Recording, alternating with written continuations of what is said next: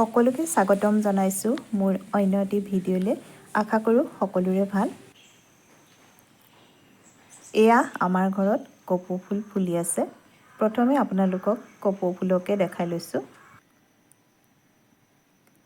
মই কি কৰি আছোঁ এয়া দেখাইছোঁ। এটা টাব কিনি ল'লোঁ। এইখিনি যে বালি দিছোঁ আৰু শিল দিছোঁ। এইটো মিছোৰ প্ৰডাক্ট। মিছোতে মই প্ৰায়বিলাক বস্তু লওঁ। ৰিয়েল প্লেণ্টৰ দৰে লাগিছেনে বাৰু? আপোনালোকে কমেণ্ট কৰিবচোন আৰু কেনেকুৱা দেখিছে জনাব দেই।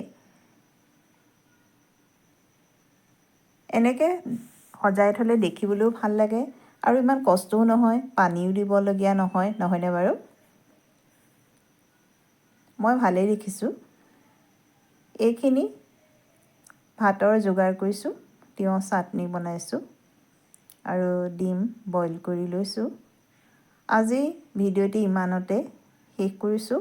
একেবাৰে শ্বৰ্ট হৈছে দেই। আজিলৈ আহোঁ, পুনৰ লগ পাম।